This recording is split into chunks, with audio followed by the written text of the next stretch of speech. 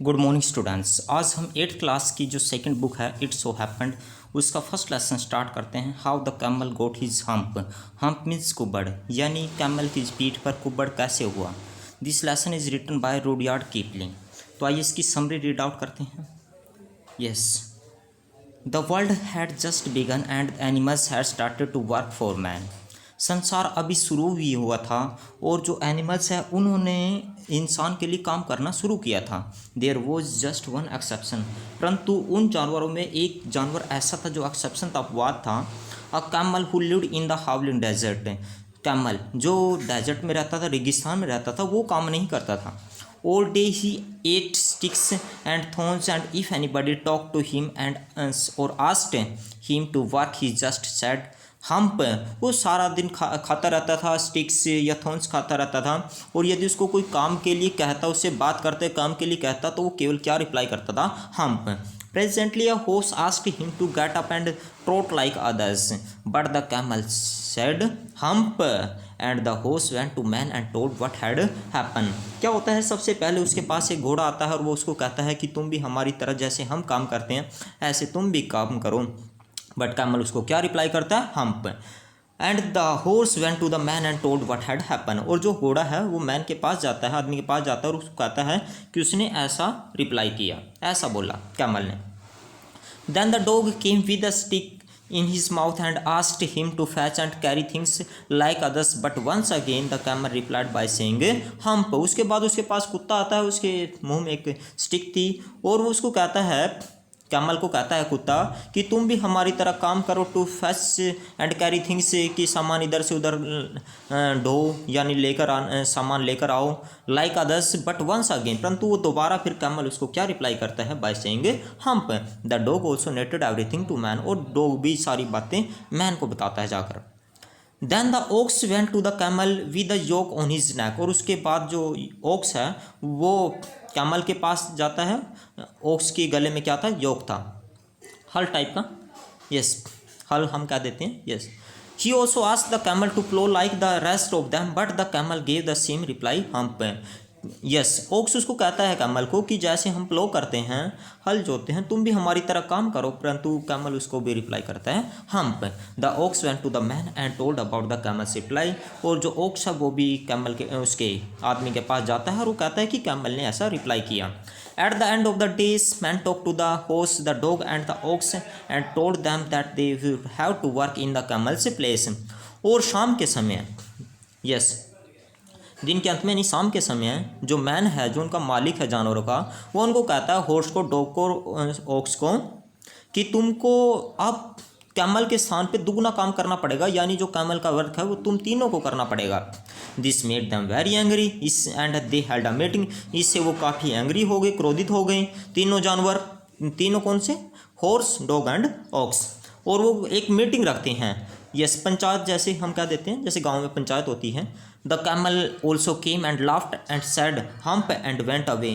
Camel भी वहाँ पर आता है और हंसने लगता है और हम्प कह के वहाँ से चला जाता है। At that very moment the in charge of all deserts the jinn came there। और उसी दौरान, उसी समय क्या होता है, जो इंचार्ज होता है उस डेजर्ट का, जो जिन होता है, वो वहाँ पर आता है।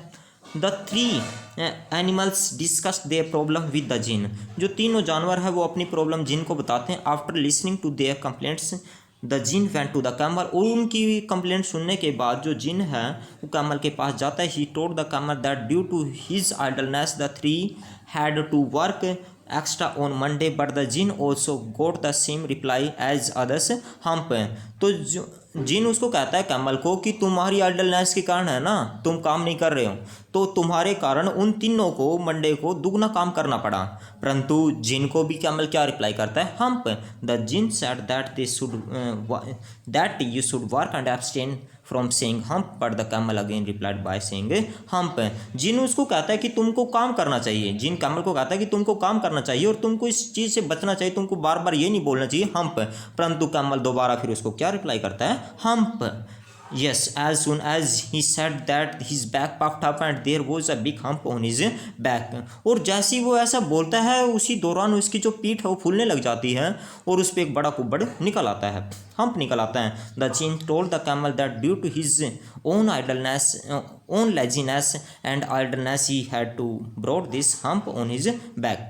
और जिन उसको क्या कहता है कैमल को कि तुम्हारी जो लेजीनेस है या तुम्हारी आइडलनेस है, he had brought this hump, उसके कारण तुम्हारी पीठ पे ये कुबड़ निकला है. For the last 3 days the camel had not worked, 3 दिन से कैमल ने काम नहीं किया था. Now the camel was worried and he asked the jinn how could he work with this hump on his back. अब कैमल जिन को पूछता है कि मैं इस कुब्बड़ के साथ कैसे काम करूँगा, कैसे काम कर सकता हूँ. The Jin told the camel that this hump had a purpose. Djinn उसको कैमल को कहता है कि ये जो हम्प है इसका पीछे भी एक पर्पज है. इट मीन्स ये जो हम्प है तुम्हारे काम में बाधा नहीं बनेगा, हर्डल नहीं बनेगा. As the camel had not worked for the last 3 days, this hump would help him to work without eating for 3 days. क्योंकि कैमल ने 3 दिन से काम नहीं किया था, इसलिए जिन उसको कहता है कि ये जो हम्प है इसके कारण तुम 3 दिन भूखे रह सकते हो, तुम बिना खाए पिए काम कर सकते हो.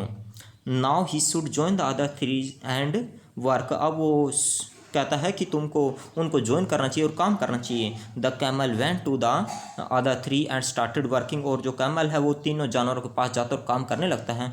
From that day to this day the hump on his back and he has been able to cover up for 3 days. He has not been able to cover up for 3 days and he has also not learned to behave. Yes. और उस दिन से लेके आज तक जो hump है वो आज भी कैमल की पीठ पर है. And he has not been able to cover up for 3 days. और ऐसा कहा जाता है कि वो उन 3 दिनों की कमी पूरी नहीं कर पाया, उन 3 दिन का काम कंप्लीट नहीं कर पाया. आप देखते होगे आज भी कैमल को बहुत काम करना पड़ता है. And he has also not learn to behave. और अभी भी वो जैसे एक बैल होता है या फिर डॉग होता है उसकी तरह ओबीडेंट नहीं है, अच्छी तरह बिहेव नहीं करता. But now we call the hump no to hurt the camel's feeling. परंतु अब हम जो ये वर्ड था, यस ये जो वर्ड है हम्प था उसको हम हम्प कहते हैं ताकि हम जो कैमल है उसकी फीलिंग्स को ठेस ना पहुंचाए. तो ये आपकी एक स्टोरी थी, बहुत ही इंटरेस्टिंग स्टोरी थी. I tried my best to explain it. फिर भी आपकी कोई क्वेरी है you can call and WhatsApp me. Thank you students.